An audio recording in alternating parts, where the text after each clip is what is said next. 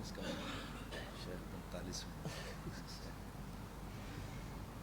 بسم اللہ الرحمن الرحیم الحمد للہ رب العالمین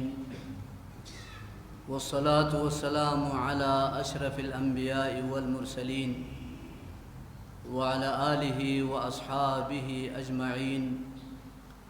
ومن استنى بسنته واهتدى بهديه إلى يوم الدين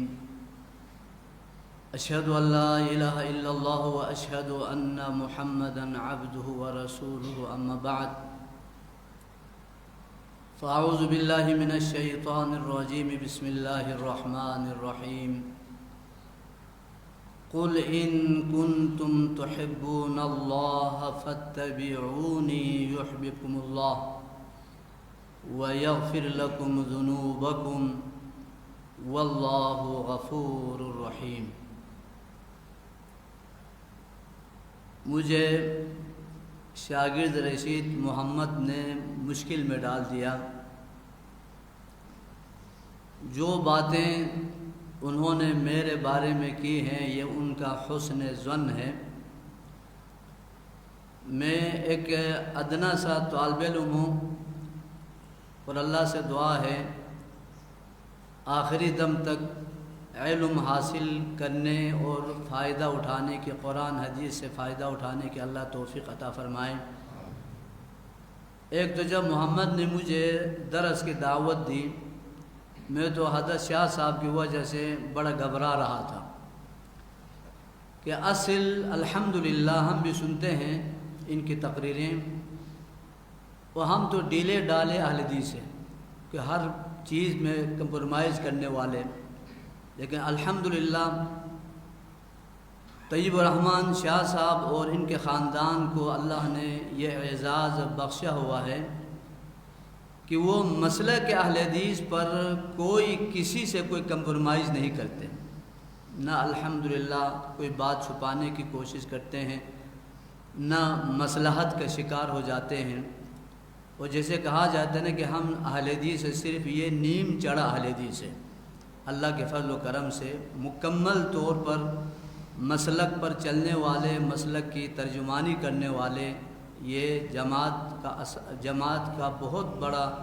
اللہ کے فضل و کرم سے یہ بہت ہی اہم شخصیت ہے۔ اللہ ان کو بھی اور جو سلسلہ آگے ان کے اولاد کی طرف سے جو جاری ہیں، اللہ تا دیر اس سلسلے کو قائم اور دائم رکھے۔ میں موضوع شروع کرنے سے پہلے صرف تھوڑا سا گزارش کروں گے، ساتھی جو دائیں بائیں بیٹھے ہوئے اگر قریب آئے تو مجھے بات سمجھانے میں آسانی ہوگی۔ اور ایک جگہ میں پنڈی میں درس دینے گیا تو میں نے کہا کہ دوبارہ آپ کے پاس آنا نہ آنا آج آپ کے رویے پر منحصر ہے کہ آپ سنتے ہیں، دل جمی سے سنتے ہیں، فائدہ اٹھانے کی کوشش کرتے ہیں یا نہیں کرتے۔ اگر آپ نے مہمان کی تکریم کی، چونکہ میں آپ کا مہمان ہوں، میرے یاد میں بہت عرصے بعد جب یہ مسجد پرانی تھی تو اس وقت ایک دفعہ دو دفعہ ویسے چلتے ہوئے یہاں نماز پڑھنے کا اتفاق ہوا تھا، لیکن یہ جو اتنی بڑی عالی شان مسجد قائم ہونے کے بعد پہلی دفعہ مجھے یہاں حاضر ہونے کا موقع ملا ہے۔ اللہ میرا حاضر ہونا، آپ حضرات کا بھی یہاں حاضر ہونا اپنے دربار میں مقبول فرمائے۔ تو مہمان کی تکریم یہی ہے کہ آپ بات سنیں، سمجھنے کی کوشش کریں۔ اور جو موضوع مجھے دیا گیا ہے حقیقتاً یہ بہت ہی اہم موضوع ہے ایک مسلمان کے لیے، کہ اللہ سے محبت، یعنی ایک بندہ مومن اللہ سے اور اللہ کے رسول سے صرف محبت ہی نہیں کہ جب تک تمام محبتوں پر اللہ اور اللہ کے رسول حضرت محمد رسول اللہ صلی اللہ علیہ وسلم کی محبت کو غالب نہ کرے، فوقیت نہ دے، صرف محبت کرنا ہی کافی نہیں ہے، بلکہ تمام اپنی خواہشات، تمام تر اپنی محبتیں اور تمام تر اپنی رغبتیں جب تک اللہ اور اللہ کے رسول کی محبت پر قربان نہیں کریں گے، جب تک ان کے تابع نہیں بنائیں گے کہ ہمارا ایمان اللہ کے ہاں ایمان ہی نہیں کہلائے گا، وہ اللہ کے ہاں مقبول ہی نہیں ہے۔ یعنی اساس ہے، بنیاد ہے کہ اللہ سے اور اللہ کے نبی حضرت محمد رسول اللہ صلی اللہ علیہ وسلم سے محبت کرنا، اور اس محبت کو تمام محبتوں پر ترجیح دینا۔ اسی لیے قرآن پاک میں اللہ تبارک و تعالیٰ کے ارشاد گرامی ہے کہ قل ان کان آباؤکم و ابناؤکم و اخوانکم و ازواجکم و عشیرتکم و اموال اقترفتموها و تجارت تخشون کسادها و مساکن ترضونها احب الیکم من اللہ و رسولہ و جہاد فی سبیلہ فتربصوا حتی یأتی اللہ بامرہ واللہ لا یہدی القوم الفاسقین۔ کہ آپ ان سے کہہ دیجئے، قل آپ فرما دیجئے کہ اگر تمہارے ماں باپ، یہ تمام محبتیں فطری محبت ہے، یہ انسان ان چیزوں سے، ان رشتوں سے، ان مالوں سے، ان تجارت سے، ان مکانات سے جو محبت انسان کے دل میں پیدا ہوتی ہے، یہ فطری محبت ہے۔ اللہ اسے منع نہیں فرما رہا، لیکن فرما کیا رہا ہے کہ ان کان آباؤکم، اگر تمہارے باپ، تمہارے بیٹے، تمہارے بھائی، تمہاری بیویاں، اور وہ عشیرتکم، اور تمہارا خاندان، تمہارا کنبہ، وہ اموال اقترفتموها، وہ مال جس کو تم نے کما رکھا ہے، جس کو تم نے کمایا ہے، وہ تجارت تخشون کسادها، اور وہ کاروبار، وہ تجارت جس میں نقصان کا ہمیشہ تمہیں خطرہ لگا رہتا ہے کہ کہیں کاروبار میں نقصان نہ ہو جائے، کہیں کساد نہ ہو جائے، وَمَسَاكِنُ تَرْضَوْنَهَا، اور وہ جو مکانات، وہ کوٹھیاں، وہ منزلیں دیکھ دیکھ کر تمہارا جی بہلتا رہتا ہے، جن سے تم خوش ہوتے رہتے ہیں، اگر ان سب کی یہ سب چیزیں احب الیکم من اللہ، کہ اللہ سے، اللہ کے رسول سے اور جہاد فی سبیل اللہ سے اگر تمہیں زیادہ محبوب ہو، اگر ان چیزوں کی محبت، اگر یہ چیزیں اللہ سے، اللہ کے رسول سے اور اللہ کے راستے میں جہاد کرنے سے تمہیں زیادہ پسند ہو، زیادہ محبوب ہو، تو فَتَرَبَّصُوا حَتَّى يَأْتِيَ اللَّهُ بِأَمْرِهِ، پھر اللہ کے حکم کا انتظار کرو۔ اور جہاں کہیں بھی قرآن میں امر اللہ آیا ہے وہ عذاب ہی کے معنی میں، مطلب اگر تمہیں یہ چیزیں زیادہ محبوب ہے اللہ سے بھی، اللہ کے رسول سے بھی، اللہ کے راہ میں جہاد کرنے سے بھی، تو عذاب الہی کا انتظار کرو، حتی یأتی اللہ بامرہ۔ اور پھر آگے اس جملے پر غور میرے بھائیوں ضرور کرنا کہ واللہ لا یہدی الفاسقین، کہ اللہ تعالیٰ فاسقوں کو ہدایت نہیں دیا کرتا۔ مطلب یہ جو ان چیزوں کی محبت اگر اللہ کی محبت پر بھی غالب آ جائے، یہ تو مقابلہ جب ہو جائے گا تب پتہ لگے گا نا، ورنہ ہر مسلمان، ہر کلمہ گو کا یہی دعویٰ ہے کہ میں اللہ سے محبت کرتا ہوں، اللہ کے رسول سے محبت کرتا ہوں، لیکن کیا ہم اس محبت میں سچے ہیں؟ اس کے لیے کوئی دلیل یا ثبوت کی بھی ضرورت ہے؟ تو اللہ تبارک و تعالیٰ نے وہ ایک میزان، ایک ترازو قائم کر دیا قیامت تک آنے والے ہر اس دعوے دار کے سامنے کہ جس کا دعویٰ یہ ہے کہ مجھے اللہ سے محبت ہے، میں اللہ کے رسول سے محبت کرتا ہوں، ایک میزان، ایک ترازو، معیار اللہ نے قائم کر دیا کہ قل ان کنتم تحبون اللہ۔ یہ ان دعوے داروں سے جن کا دعویٰ یہ ہے کہ ہم اللہ سے محبت کرتے ہیں، اللہ نے فرمایا کہ ان سے کہہ دو کہ اگر واقعتاً تمہیں اللہ سے محبت ہے تو اس محبت کے ثبوت تمہیں کس طرح پیش کرنا ہے، چونکہ البینۃ علی المدعی، یہ دنیا میں بھی ہے کہ جو بھی کسی بات کا دعویٰ کرتا ہے دلیل پیش کرنا، ثبوت پیش کرنا اس کی ذمہ داری ہے، کہ یہاں دلیل اور ثبوت یہ کہ اگر تمہیں اللہ سے محبت ہے تو آپ ان سے کہہ دو کہ فاتبعونی، کہ میں محمد صلی اللہ علیہ وسلم کی اتباع کرو، پیروی کرو، مطلب یہ کہ جو انسان اللہ سے محبت کا دعویٰ کرے اور اس کا عمل رسول اللہ صلی اللہ علیہ وسلم کی سنت کے خلاف ہو، جو شخص اللہ سے محبت کا دعویٰ کرے لیکن اس کے اعمال، اس کے سلوک، اس کے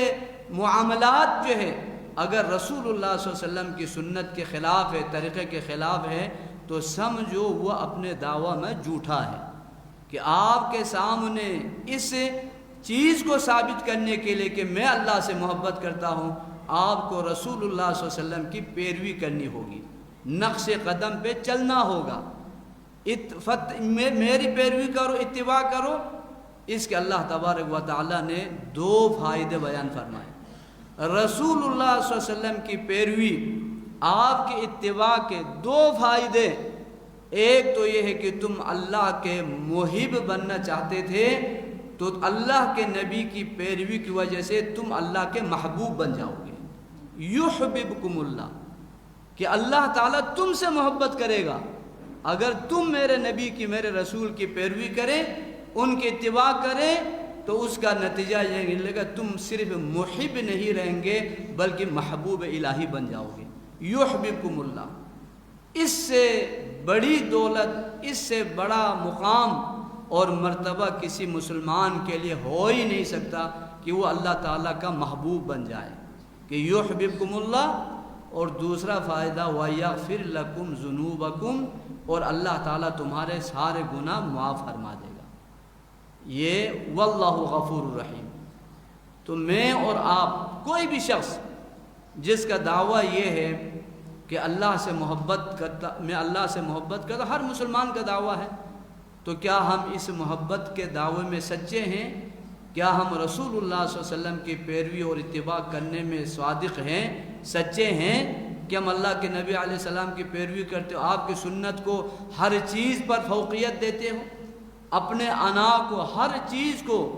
عزت کو، رسول اللہ صلی اللہ علیہ وسلم کی عزت، آپ کے ناموس اور آپ کی سنت پر ہم قربان کرنے کے لیے تیار ہیں؟ اگر ہیں، اگر ان محبتوں میں ٹکراؤ آ جائے، حقیقتاً یہ ہے کہ اگر ہم اپنی زندگیوں کا جائزہ لیتے ہیں ان آیات کی روشنی میں، تو شرمندگی سے ہمیں کچھ حاصل نہیں ہوتی۔ کہ نمازیں با جماعت، مسلمانوں میں سے کتنے لوگ ہیں جو با جماعت نماز ادا کرتے ہیں، کہ مسجد سے آواز آتی ہے کہ حی علی الصلاۃ، حی علی الفلاح، یہ اللہ کا حکم ہے، اللہ کی طرف سے منادی کہ آؤ نماز کی طرف، آؤ کامیابی کی طرف۔ اب بندہ یہ سوچتا ہے کہ اگر میں آدھا گھنٹے کے لیے دکان بند کر کے مسجد میں جاؤں تو کاروبار میں نقصان ہو جائے گا، اگر میں فلاں کام چھوڑ کر اگر اس ندا پر میں لبے کہتے ہوئے مسجد میں جاؤں، جماعت ادا کرنے لگ جاؤں تو میرا فلاں نقصان ہو جائے گا۔ اب مجھے بتائے کہ ہم نے یہاں مال کو فوقیت دی، دولت کو، کاروبار کو، اپنے دنیاوی کاموں کو ہم نے ترجیح دی، یا اللہ اور اللہ کے رسول کے حکم کو ہم نے فوقیت اور ترجیح دی؟ لازماً ہمارے سامنے یہی ناکامی، یہی خسران کہ ہم اللہ اور اللہ کے رسول حضرت محمد الرسول صلی اللہ علیہ وسلم کی باتوں پر عمل کرنے کے بجائے دعویٰ ہی دعویٰ، صرف دعویٰ۔ میں جہاں بھی جاتا ہوں حدیثوں سے خصوصی طور پر کہتا ہوں، وہ اللہ کے بندو ہمیں بتایا جاتا ہے کہ ہمارا مسلک بالکل 100% مکھن کی طرح صاف اور صحیح ہے، اور واقعتاً ایسا ہے، بالکل اسی طرح کے بالکل صحیح قرآن اور حدیث اور فہم صحابہ کے مطابق ہیں، لیکن ہم کیا اس طریقے پر کما حق ہو چلتے ہیں؟ ہم کما حق ہو اس صراط مستقیم پر، اس صحیح منہج پر ہم چلنے والے ہیں؟ ہم دوسروں کے نقص نکالتے رہتے، وہ فلاں درود جو ہے، میں طلبہ کو بھی کہتا رہتا ہوں کہ فلاں درود جناب علی غلط ہے جی، فلاں طریقہ۔ میں ان سے کہتا ہوں کہ دل پہ ہاتھ رکھ کر بتاؤ کہ آپ نے صحیح درود دن میں رسول اللہ صلی اللہ علیہ وسلم پر کتنی دفعہ پڑھا؟ صرف نقص نکالنا، صرف اعتراض کرنا، عمل نہ کرنا اب ہمارے یہ وتیرہ بن چکا ہے۔ یعنی اللہ سے محبت کا تقاضا کیا تھا کہ تمام چیزوں کو اللہ کی محبت پر ہم قربان کر دیں، رسول اللہ صلی اللہ علیہ وسلم کی محبت پر قربان کر دے،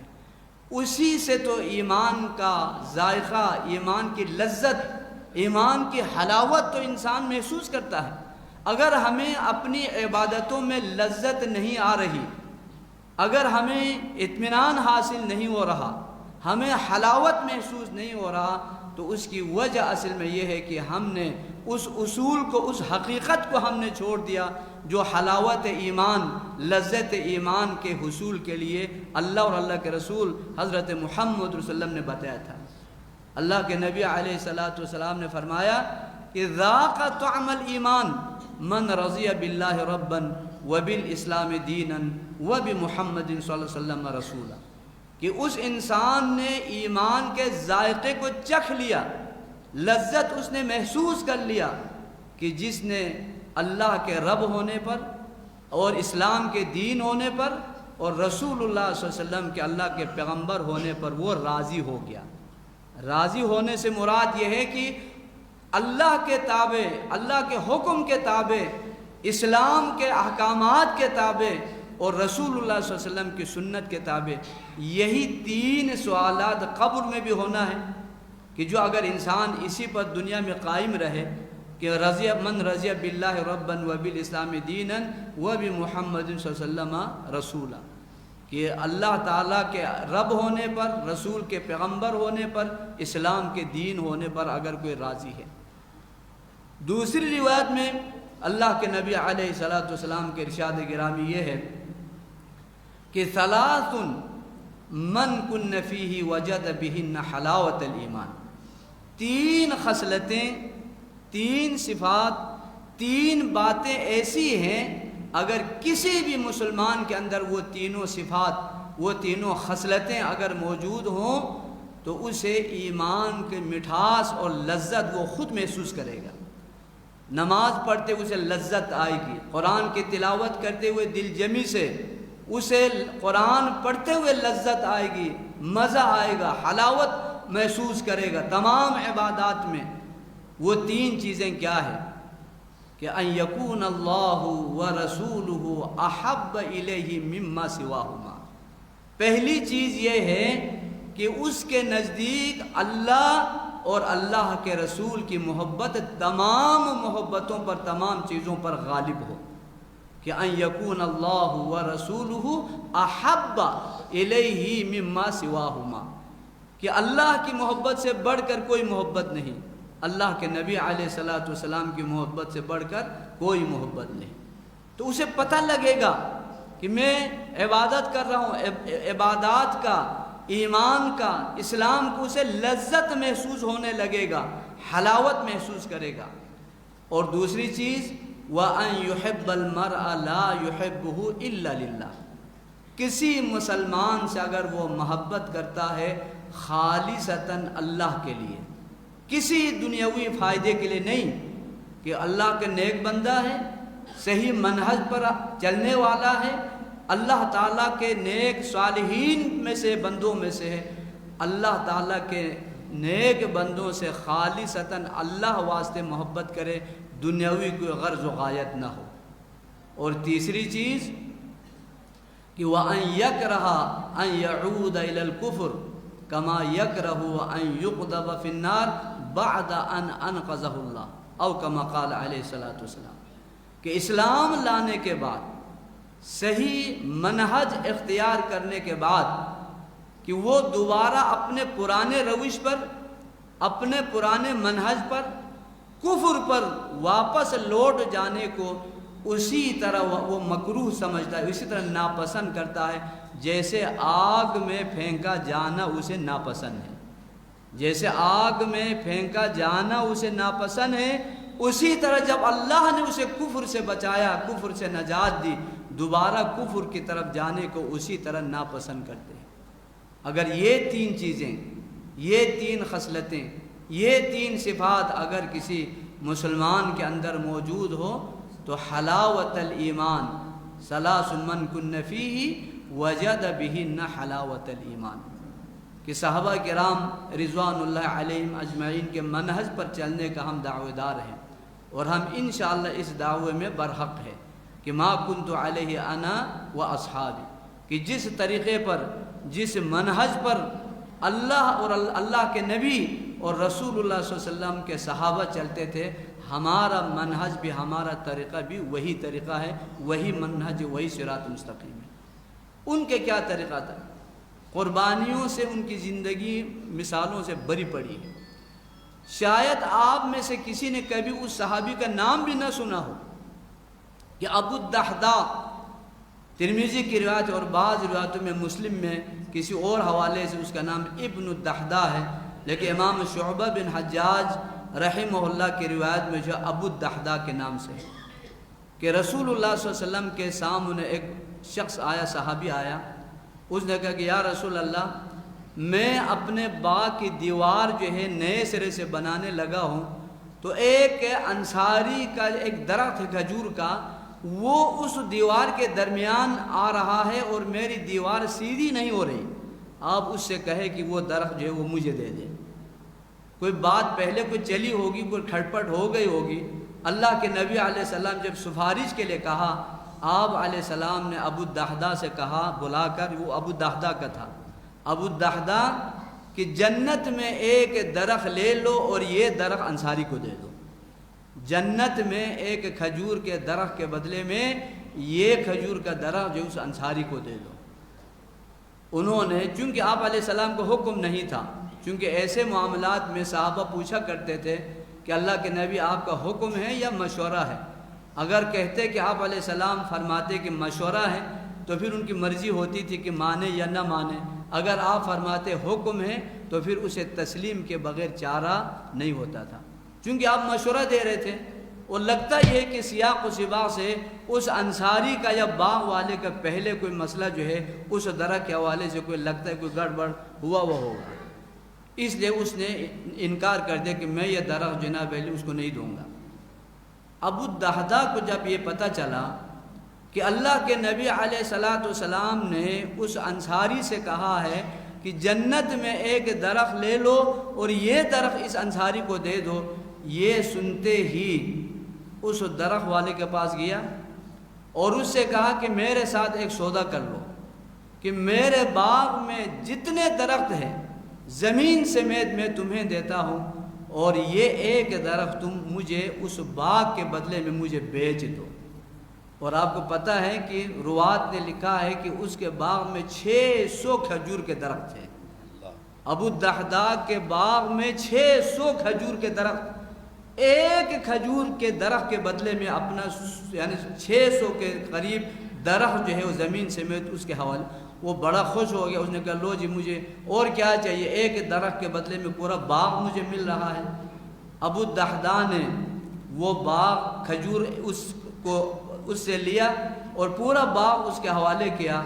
اور رسول اللہ صلی اللہ علیہ وسلم سے جا کر کہنے لگا کہ یا رسول اللہ، یہ درخت میں نے اس سے خرید لیا ہے، اب آپ اپنی مرضی سے اسے عطا کیجئے، میں جنت میں 600 درختوں کے بدلے میں ایک درخت مل جائے، مجھے یہ سودا منظور ہے۔ رسول اللہ صلی اللہ علیہ وسلم نے ابو الدحداء کی اس قربانی، اللہ سے محبت، اللہ کے نبی سے محبت، دین سے محبت، جنت کی طلب، جنت کی تڑپ، یہ دیکھتے ہوئے فرمایا کہ کم عزق معلق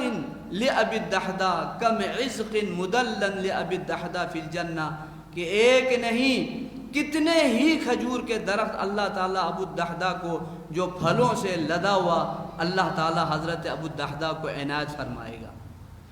اور اس کے بال بچے بھی اسی باغ میں رہتے تھے۔ ابو الدحداء یہ سارا سودا کر کے اللہ کے نبی علیہ السلام کو یہ کہہ کر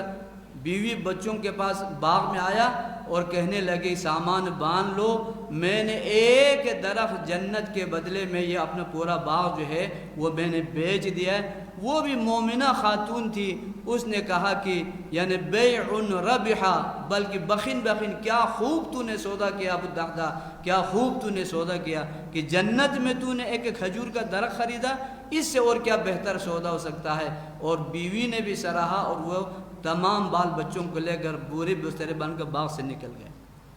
کیا ہم میں سے کوئی زبانی دعوے کے علاوہ اس طرح کے ثبوت پیش کرنے کے لیے تیار ہے؟ چونکہ ثبوت مانگتی ہیں یہ محبت۔ اس دعوے کے لیے ہمارے پاس کیا ثبوت ہے؟ کیا ہم رسول اللہ صلی اللہ علیہ وسلم کی سنت کے پیروکار کما حق ہو، دعوے کے مطابق ہم آپ کی سنت کی پیروی کرتے ہیں، اتباع کرتے ہیں؟ چونکہ اہل حدیث نام ہے عزائم پر، فضیلت پر عمل کرنے والے گروہ کا نام اہل حدیث ہے۔ یہ محدثین کے منہج پر چلنے والے لوگوں کو اہل حدیث کہا جاتا ہے۔ اہل الحدیث سے مراد صرف یہ پاک و ہند میں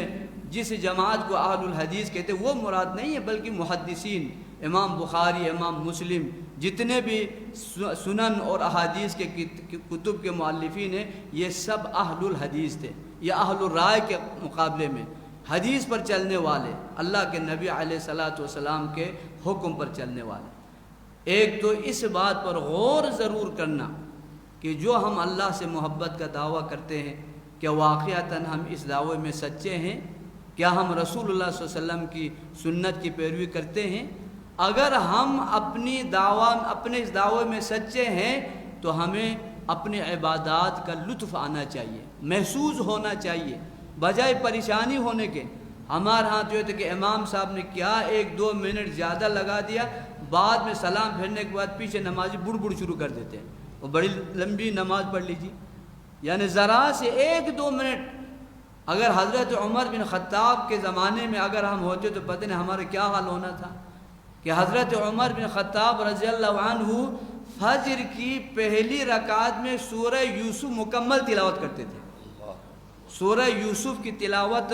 پہلی رکعت میں، تاکہ لوگ جناب علی پہلی رکعت میں زیادہ سے زیادہ جمع ہو سکے۔ حضرت عبداللہ بن شداد بن حاتث صحیح بخاری میں ہے کہ وہ فرماتے کہ کنت اسمع نشیج عمر من البکائی وانا فی آخر الصفوف، کہ حضرت عمر رضی اللہ تعالی عنہ کے رونے کی، ہچکچانے کی آوازیں مجھے رونے کی آخری صف میں آتی تھی، کہ حضرت عمر رضی اللہ عنہ صبح کی نماز پڑھاتے ہوئے رو رہے تھے، اور سورہ یوسف کی تلاوت کرتے ہوئے جب انہوں نے اس آیت کریمہ کو جو یوسف علیہ السلام نے حضرت یعقوب علیہ السلام نے حضرت یوسف کی یعنی جدائی پہ پریشانی میں اللہ کے سامنے درخواست پیش کی تھی، انما اشکو حزنی بثی و حزنی الی اللہ، کہ میں اپنی پریشانی اور اپنے غم کا اظہار کس کے سامنے کرتا ہوں؟ اللہ کے سامنے کرتا ہوں۔ انما اشکو بثی و حزنی الی اللہ۔ یہ آیت پڑھتے ہوئے حضرت عمر رضی اللہ تعالی عنہ کی ہچکیاں بن جاتی تھیں۔ سورہ یوسف پڑھتے تھے پورے۔ ہمارے ہاں عشاء کی نماز بمشکل 10 یا 11 منٹ ہوتے ہیں، تو بہت سے بابے جناب علی پریشان ہو جاتے، وہ تو آج تو بڑی لمبی نماز پڑھا لیجیے۔ ایک دفعہ بجلی نہیں تھی، اسپیکر نہیں تھا، تو میں نے پہلی رکعت میں سورہ ضحیٰ اور دوسری میں جناب علی علم نشر پڑھ لی، اور بعد میں ایک کہنے لگے چلو آج بجلی نہ ہونے سے نمازوں کی جان چھوٹی، نمازوں کی نعوذ باللہ، یعنی قرآن سے یہ کس لیے کہ اصل میں ہم صرف زبانی دعوے کرتے ہیں۔ اللہ سے اگر حقیقی محبت ہوتی تو قرآن پاک زیادہ سے زیادہ سننے کے لیے، پڑھنے کے لیے بندہ مشتاق ہو جاتے، قرآن سننے اور پڑھنے لگ جاتے۔ اور اللہ کے نبی علیہ السلام کے حدیث پاک بھی ہیں کہ من سرہ ان یحب اللہ ورسولہ، کہ جو یہ چاہتا ہے کہ اللہ سے وہ محبت کرے، اگر اس کو خوشی ہے اس بات پر کہ وہ اللہ سے محبت کرنے والا ہے، اللہ کے رسول سے محبت کرنے والا ہے، تو فَلْيَقْرَأْ فِي الْمُصْحَفِ، کہ قرآن پاک اٹھا کر، ایک تو نہ زبانی حفظ، بلکہ وہ قرآن مصحف شریف اٹھا کر دیکھ کر قرآن پڑھے تو سمجھو وہ اللہ سے محبت کرنے والا ہے، اللہ کے رسول سے محبت کرنے والا ہے۔ من سرہ ان یحب اللہ ورسولہ فلیقرأ فی المصحف، مصحف میں قرآن پاک دیکھ کر وہ قرآن پاک کی تلاوت کرے۔ یہ بھی اس بات کی دلیل ہے، قرآن دیکھ کر قرآن کی تلاوت کرنا، قرآن پڑھنا، کہ یہ اللہ سے محبت کرنے والا ہے، یہ اپنے دعوے میں کیا ہے، سچے ہیں کہ اللہ تعالیٰ سے محبت کرتا ہے۔ تو اس لیے کہ ان اعمال کی طرف ہمیں توجہ دینی چاہیے کہ جو اللہ تعالیٰ کی محبت کو بڑھاتے ہیں۔ کہ سب سے پہلی چیز یہ ہے کہ ہم جہاں آپ کو ان آیات کی روشنی میں بتایا گیا کہ اللہ کے نبی علیہ الصلاۃ والسلام کی پیروی اور اتباع کے ساتھ ساتھ ہم اللہ تعالیٰ کا ذکر، اللہ تعالیٰ کو زیادہ سے زیادہ یاد کریں. چونکہ ایک عربی میں قاعدہ بھی ہے، مقولہ بھی ہے، من احب شیئا اکثر ذکرہ. جو بھی کسی سے محبت کرتا ہے یعنی بہانہ ڈھونڈ کر اپنے محبوب کا تذکرہ کرتے ہیں.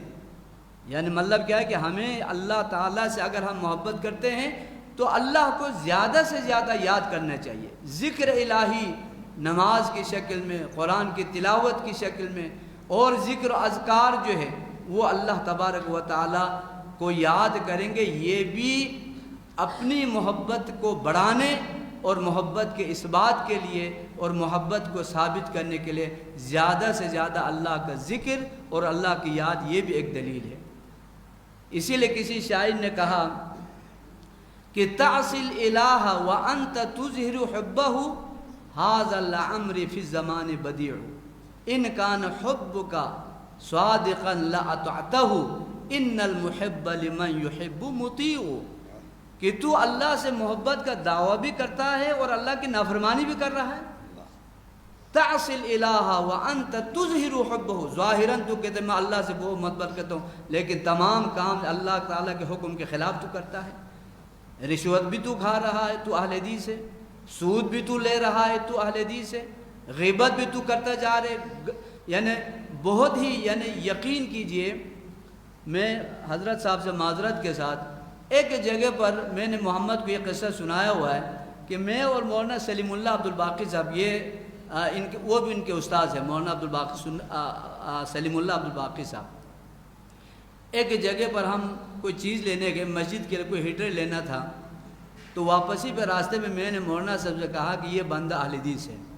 2 نشانیاں اہل حدیثوں کی اس کے اندر موجود ہیں، 2 نشانیاں اہل حدیثوں کی اس دکان والے کے اندر موجود ہے، ناراض نہ ہونا. میں نے کہا جی ایک اس کی لمبی داڑھی ہے، بہت لمبی داڑھی رکھی، ایک تو سر پہ ٹوپی نہیں ہے، ننگا سر ہے لیکن داڑھی ماشاءاللہ لمبی ہے،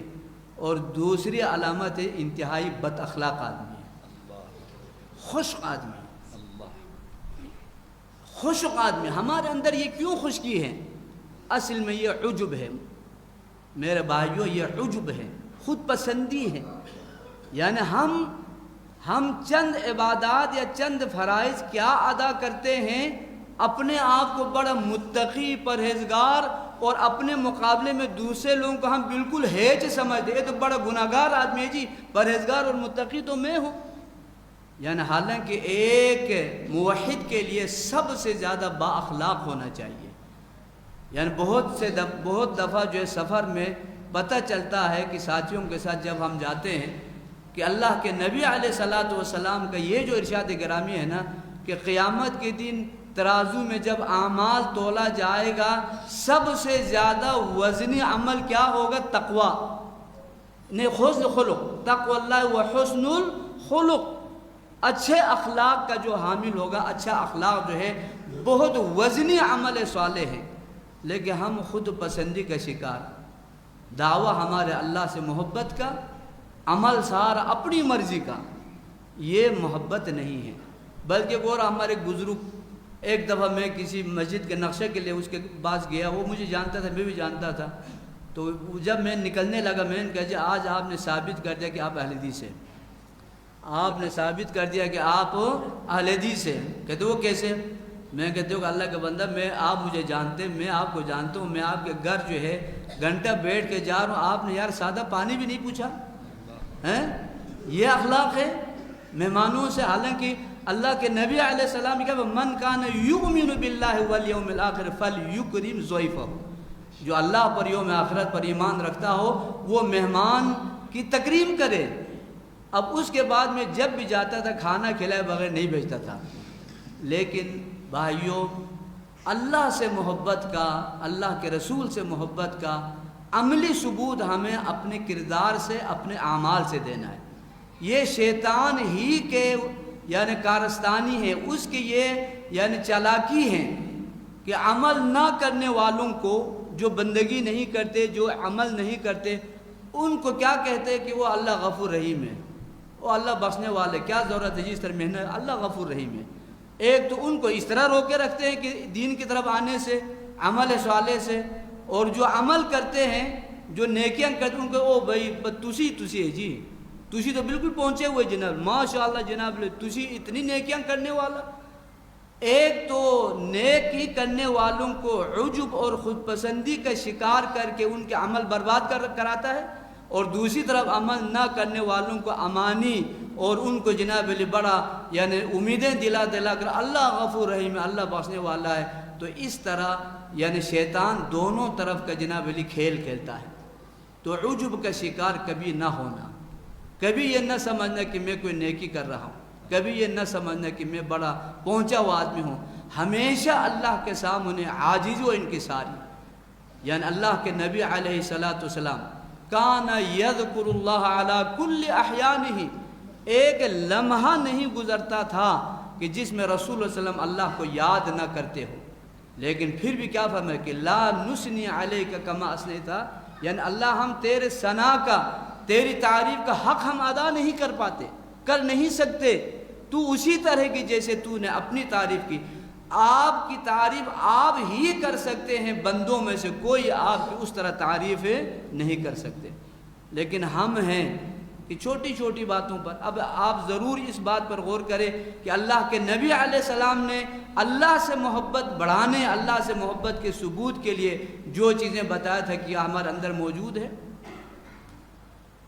سنن یہ معجم کبیر میں شیخ البانی رحمۃ اللہ علیہ نے سلسلۃ الصحیحہ میں بھی اس حدیث کو نقل کیا ہے اور حسن درجے کی ہے کہ ایک دفعہ اللہ کے نبی علیہ السلام وضو فرما رہے تھے، تو صحابہ کرام آپ کے وضو کے پانی جو گر رہا تھا اس کو اٹھا کر اپنے جسم پر مل رہے تھے۔ تو اللہ کے نبی علیہ السلام کہ مل الذی یحملکم علی ھذا، کہ صحابہ یہ جو پانی جو ہے تو میرے وضو کا جو گرنے والا پانی ہے، چونکہ بہت واقعات میں یہ موجود ہے کہ صحابہ کرام آپ کے پانی کو زمین پر گرنے نہیں دیتے تھے، بلکہ آپ کا لعاب مبارک بھی اگر گرتا تھا، کسی صحابی کے ہاتھ پہ گرتا تھا، وہ اپنے چہرے پر اپنے جسم پر ملتے تھے تبرکن۔ یہ صلح حدیبیہ کے موقع پر عروہ بن مسعود الثقفی جو کافروں کے ایلچی تھا، اس نے مکہ والوں کو جا کر بتایا کہ مکہ والوں محمد کو اس کے حال پر چھوڑ دو،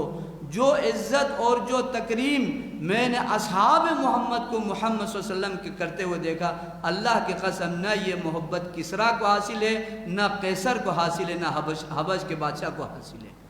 اور اس نے کہا کہ جب وضو کرتے ہیں تو ان کے وضو کا بقیہ پانی زمین پہ نہیں گرتا کسی نہ کسی، بلکہ وہ ٹوٹ پڑتے ہیں، لگتا ہے کہ کہیں لڑائی نہ ہو جائے اس یعنی پانی کو حاصل کرنے کے لیے۔ تو صحابہ کرام نے اسی طرح وہ پانی لے کر اپنے جسم پہ ملنے لگا، چہرے پہ ملنے لگے۔ آپ نے کہا تم یہ کیوں کرتے ہو؟ مَا الَّذِي يَحْمِلُكُمْ عَلَى هَذَا، کیا چیز ہے جو اس بات پر تمہیں ابارتا ہے، تمہیں اس بات پر مجبور کرتا ہے؟ صحابہ نے کہا کہ حب اللہ و حب رسولی، اللہ کی محبت اور رسول اللہ صلی اللہ علیہ وسلم کی محبت، یہ جو ہم کام کر رہے ہیں، اور آپ کے مبارک وضو کے پانی کو اپنے چہروں پر جسم پر اس لیے ملتے ہیں کہ ہم اللہ سے محبت کرتے، اللہ کے رسول سے محبت، یہ حب اللہ اور حب رسول ہمیں اس چیز پر مجبور کرتا ہے اور ہمیں ابارتا ہے۔ تو آپ نے کیا فرمایا کہ جو شخص من اراد ان يحب اللہ ورسولہ او يحبہ اللہ ورسولہ، اگر کوئی یہ چاہتا ہے کہ اللہ اور اللہ کے رسول سے محبت کرنا چاہتا ہے، یا اللہ اور اللہ کے رسول اس سے محبت کرے، ان يحبہ اللہ ورسولہ، تو پھر اس کو کیا تین اس کو کام کرنے ہوں گے۔ ذرا غور سے ان تین کاموں کی طرف توجہ دینا اور سوچنا بھی کہ کیا ہم ان تینوں کاموں پر عمل کر رہے ہیں۔ آپ علیہ السلام نے فرمایا فَلْيَصْدُقْ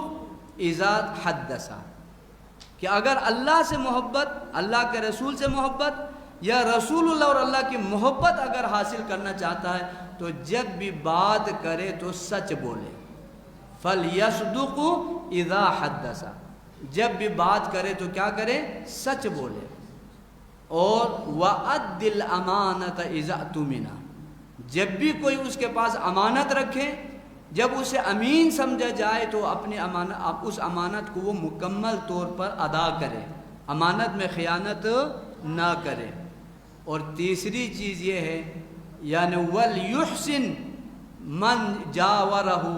وَلْيُحْسِنْ جَارَهُ، کہ اپنے پڑوسی کے ساتھ کیا کرے؟ اچھا سلوک کرے۔ تین چیزیں یہ عمل نسخہ بتایا کہ اگر تم چاہتے ہو یا تمہارا دعویٰ اگر صحیح ہے کہ تمہیں اللہ سے محبت ہے، اللہ کے رسول سے محبت ہے، تو تمہیں یہ کرنا ہوگا کہ تمہیں سچ بولنا ہوگا، تمہیں امانت داری، امانت کا خیال رکھنا ہوگا،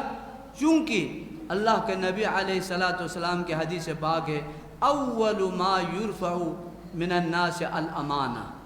ایمانیات میں سے پہلی چیز جو انسانی معاشرے سے اٹھا لی جائے گی وہ امانت ہوگی، امانت کو سب سے پہلے اٹھا لیا جائے گا۔ اور وآخر ما یبقى من دینہم الصلاۃ، ایمانیات میں سے جو آخری چیز جو رہنے والی ہوگی وہ نماز ہوگی۔ اس کا مطلب ہے کہ جب کسی معاشرے میں نماز پڑھنے والے نہ ہو تو سمجھو اس معاشرے میں ایمان ہے ہی نہیں ہے، ایمان بھی اٹھ گیا۔ تو امانت داری، خیانت منافق کی نشانی، جھوٹ منافق کی نشانی، اور سچ بولنا اور امانت کا خیال رکھنا، امانت ادا کرنا، یہ اللہ سے محبت کرنے والے، اللہ کے رسول سے محبت کرنے والے کی نشانی ہے کہ فَلْيَصْدُقْ اِذَا حَدَّثَ وَأَدِّ الْأَمَانَةَ اِذَا اؤْتُمِنَ وَلْيُحْسِنْ جَارَهُ یا وَلْيُحْسِنْ مَنْ جَاوَرَهُ، جو اس کا پڑوسی بنے، اس کے ساتھ عزت اور تکریم سے اس کے ساتھ پیش آئے۔ ٹائم تقریباً زیادہ ہو رہا ہے، تو میں اللہ تعالیٰ سے یہ دعا کرتے ہوئے کہ اللہ ہمیں سچی محبت کی توفیق عطا فرمائے، جو نشانیاں جو اللہ تعالیٰ کے ذکر کے حوالے سے، اللہ تعالیٰ کی پیروی اور اللہ کے نبی کی پیروی کے حوالے سے جو ہمیں اللہ سے محبت کا، اللہ کے رسول سے محبت کا جو ثبوت ہم نے پیش کرنا ہے، یا اللہ ہمیں اس میں توفیق عطا فرما کہ ہم اپنا ثبوت پیش کر سکیں، اللہ سے کما حق و محبت کر سکیں، اللہ کے نبی علیہ السلام سے سچی ہم محبت کر سکیں۔ میں اپنی کلمات کو حضرت شاہ طیب صاحب کی موجودگی میں اور ان سے اجازت لیتے ہوئے، معذرت کرتے ہوئے، اور میں تو یہ سوچ رہا تھا کہ وہ ادھر ادھر کہیں گئے ہوں گے، چلو میں جا کر اپنی کچھ باتیں کر کے آؤں گا، لیکن ان کے یہاں موجودگی میں میں نے جو کچھ ہو سکا گھبراتے ہوئے، ڈرتے ہوئے کچھ باتیں آپ کے گوش گزار میں نے کی ہیں، تو اللہ تعالیٰ میرا سنانا اور آپ کا سننا اللہ تعالیٰ قبول فرمائے۔ اور انشاءاللہ جو سوالات ہوں گے، میں اس میدان کا شہسوار نہیں ہوں، سوال و جواب جو ہے وہ مجھ سے نہیں ہوتا، یہ شاہ صاحب انشاءاللہ اس کے جواب دیں گے۔ آپ ادھر آ جائیں۔ نہیں ادھر آ جائیں۔ ابھی ان سے پوچھنا ہے پہلے۔ اچھا ان سے